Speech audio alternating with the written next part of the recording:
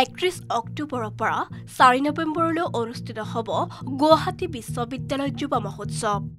গুৱাহাটী বিশ্ববিদ্যালয় কৰ্তৃপক্ষৰ অনুমোদন ক্ৰমে গুৱাহাটী বিশ্ববিদ্যালয় ক্ৰীড়া পৰিষদে এইবাৰ আন্তঃমহাবিদ্যালয় যুৱ মহোৎসৱৰ চূড়ান্ত পৰ্যায়ত প্ৰাণৰ শিল্পী জুবিন গাৰ্গৰ কণ্ঠৰ অসমীয়া আধুনিক গীত প্ৰতিযোগিতা অনুষ্ঠিত কৰাৰ সিদ্ধান্ত লৈছে।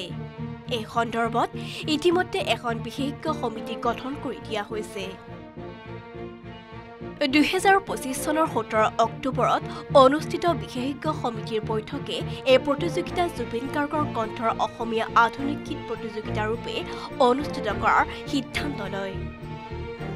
বিশেষজ্ঞ সমিতিয়ে প্ৰতিযোগিতাৰ নিয়মাৱলী এনেদৰে নিৰ্ধাৰণ কৰিছে।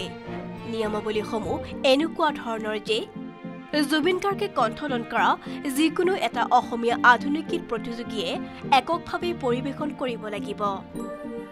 প্ৰতিযোগীয়ে পৰিৱেশন কৰিব খোজা গীতটোৰ 3টাকৈ প্ৰতিলিপি গীতিকাৰ, সুৰকাৰ, সংগীত পৰিচালকৰ নামসহ আগতীয়াকৈ আয়োজকক জমা দিব লাগিব। গীতটো কোন এলবামৰ বা কোন চিনেমাৰ সেয়া উল্লেখ কৰিলে ভাল। প্ৰতিগৰাকী প্ৰতিযোগীক গীত পৰিৱেশনৰ বাবে 5 মিনিটকৈ সময় দিয়া হ'ব। প্ৰতিগৰাকী প্ৰতিযোগীয়ে সৰ্বাধিক 4গৰাকী বাদ্যযন্ত্ৰ শিল্পীৰ লগত আনিব পাৰিব। এই বৰ্ষৰ গুৱাহাটী বিশ্ববিদ্যালয় আন্তঃমহাবিদ্যালয় যুৱ মহোৎসৱত পোনপ্ৰথমবাৰৰ বাবে জুবিন গাৰ্গৰ গীতৰ প্ৰতিযোগিতা আমি গুৱাহাটী বিশ্ববিদ্যালয় যুৱ মহোৎসৱত আমি প্ৰথমবাৰৰ বাবে আনিছোঁ। আমাৰ গুৱাহাটী বিশ্ববিদ্যালয়ৰ যুৱ মহোৎসৱ প্ৰথম পৰ্যায়ত 3টা মণ্ডলত হয়: পশ্চিম মণ্ডল, মধ্য মণ্ডল আৰু পূব মণ্ডল। এই পশ্চিম মণ্ডল, মধ্য মণ্ডল আৰু পূব মণ্ডলত প্ৰথম, দ্বিতীয় আৰু তৃতীয় স্থান প্ৰত্যেক সংগীতৰ দিশতে পোৱা যিসকল প্ৰতিযোগী আছে, সেই প্ৰত্যেকজন প্ৰতিযোগীয়ে গুৱাহাটী বিশ্ববিদ্যালয়ৰ যিটো মূল আমাৰ আন্তঃমহাবিদ্যালয় যুৱ মহোৎসৱ হয়, সেই মূল আন্তঃমহাবিদ্যালয় যুৱ মহোৎসৱত জুবিন গাৰ্গৰ গীতৰ যি প্ৰতিযোগিতা হ'ব, তাত প্ৰতিযোগিতা কৰিব পাৰিব। প্ৰায় 60জনৰ অধিক কণ্ঠশিল্পীয়ে এই প্ৰতিযোগিতাটোত অংশগ্ৰহণ কৰিব। 4 নৱেম্বৰ তাৰিখে গুৱাহাটী বিশ্ববিদ্যালয় ফণীধৰ দত্ত প্ৰেক্ষাগৃহত জুবিন গাৰ্গৰ গীতৰ প্ৰতিযোগিতা আছে। গতিকে প্ৰত্যেকজন প্ৰতিযোগীকে আমি গুৱাহাটী বিশ্ববিদ্যালয়ৰ স্নাতকোত্তৰ ছাত্ৰ সন্থা 2024-25 বৰ্ষৰ ফালৰ পৰা প্ৰতিযোগিতাটোৰ বাবে আগবাঢ়ি আহিবলৈ শুভকামনা জনাইছোঁ।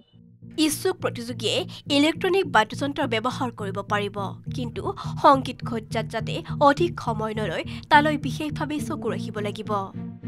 গুৱাহাটী বিশ্ববিদ্যালয় আন্তঃমহাবিদ্যালয় যুৱ মহোৎসৱৰ চূড়ান্ত পৰ্যায়লৈ বিভিন্ন গীতৰ একক প্ৰতিযোগিতাত মাণ্ডলিক পৰ্যায়ৰ পৰা নিৰ্বাচিত প্ৰতিযোগীসকলে জুবিন গাৰ্গৰ কণ্ঠৰ অসমীয়া আধুনিক গীত প্ৰতিযোগিতাত অংশগ্ৰহণ কৰিব পাৰিব।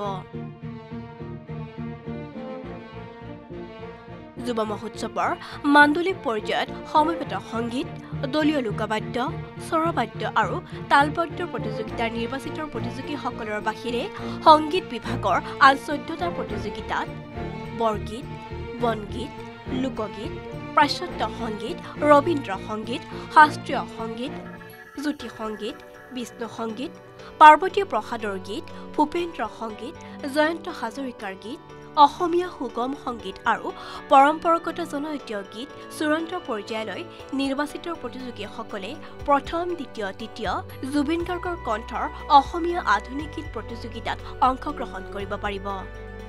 এই উল্লেখনীয় পদক্ষেপৰ বাবে সকলোৱে এতিয়া ভূয়সী প্ৰশংসা কৰিছে গুৱাহাটী বিশ্ববিদ্যালয় কৰ্তৃপক্ষক।